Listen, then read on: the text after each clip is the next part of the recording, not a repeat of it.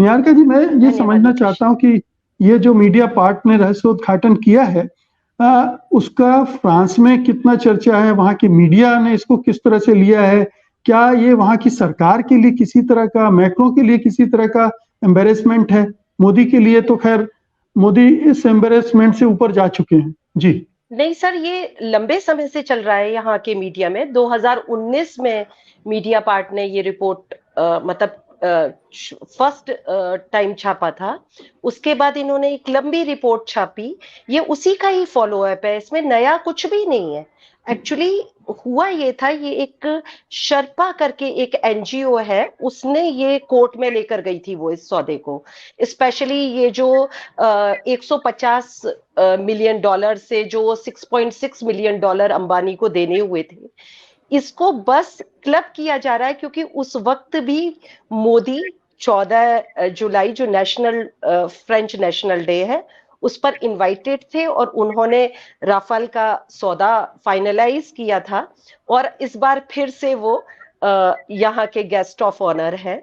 तो इसलिए ये जस्ट एक फॉलो अप स्टोरी है, इसमें नया कुछ नहीं है। हाँ, एक प्रोसेसिंग आगे बढ़ी है जो कि एक बहुत नॉर्मल प्रोसेसिंग है कि कोर्ट में कोई भी केस चलता है विदेश से संबंधित, तो पहले यहाँ की कोर्ट लोकल स्तर पर अपनी जांच पड़ताल करती हैं, उसके बाद उस देश से डिमांड करती हैं संबंधित सूत्रों को मालूम करने के लिए। लेकिन इसमें नया कुछ भी नहीं दिखाई दिया। लेकिन हाँ, यहाँ के मीडिया में अब जो नए 26 राफेल खरीदने की बात हो रही है, मरीन राफेल, उसकी चर्चा जरूर है और उसके मतलब कीमत को लेकर कयास लगाए जा रहे हैं, जो कि उन लोगों ने भी इंडियन मीडिया से पिकअप की है वो खबर पिछले कुछ महीनों से। हाँ, उसको लेकर है। लेकिन अब लेटेस्ट खबर जो आ रही है वो ये कहा जा रहा है कि मोदी ये गलती नहीं करेंगे कि 14 जुलाई को वो इस सौदे का अनाउंसमेंट करेंगे। ये अभी नहीं होगा, ये अनाउंसमेंट बाद में जब वो इंडिया पहुंच जाएंगे उसके बाद इस खरीद का वो खुलासा करेंगे।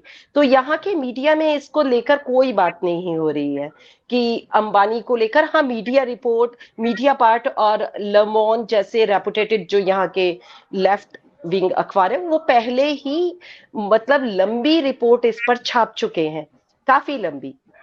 और ये बिल्कुल इस तरीके से वो लोग मेंशन करते हैं, मोदी के दोस्त अनिल अंबानी को फ्रेंच फिस्कल ने फायदा दिया। और शुरुआत भी वहीं से है। एक्चुअली ये केस है 2005 का।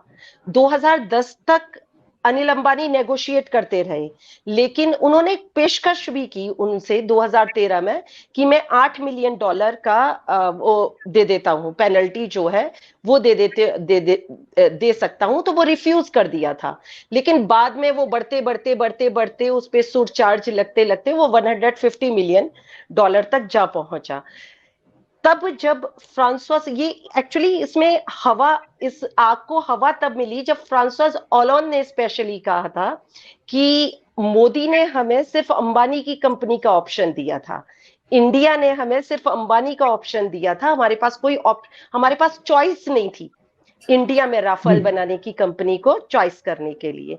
तो जब उनके इस वक्तव्य पर ने तूल पकड़ा तो तभी डिफेंस में आ गया था पूरा फ्रेंच एडमिनिस्ट्रेशन। तब उन्होंने यही कहा था कि देखिए फ्रांसवा ओलंद ने जो कहा है उससे ना इंडिया को फायदा होने वाला है ना फ्रांस को फायदा होने वाला है। तो वो मतलब आप ये सोचें कि उनका इंडिया से मतलब मोदी जी से था।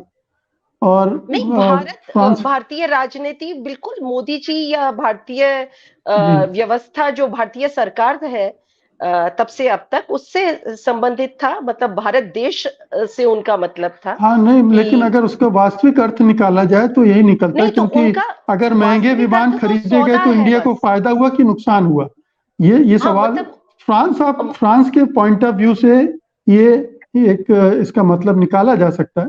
लेकिन सर यहाँ दो देशों की का रूप अलग ठीक बात। मतलब नहीं दिखाई देता, वो खरीदार और विक्रेता वाला संबंध ज्यादा दिखाई देता है बिल्कुल। कि मतलब एक डिप्लोमेटिक या मॉरलिटी या और चीजें इसमें बिल्कुल लगभग नगण्य होती जा रही हैं, जबकि चीजें बहुत सामने आती गई और फ्रेंच मीडिया लगातार इसमें करप्शन की बात को उठा रहा है, लंबे समय से उठा रहा है। इसमें नया कुछ भी नहीं है। ये 2021 में ही मीडिया पार्ट ने जब लंबी रिपोर्ट जी छापी थी, तो ये सारे बिल्कुल। डॉक्यूमेंट दिए थे उन्होंने।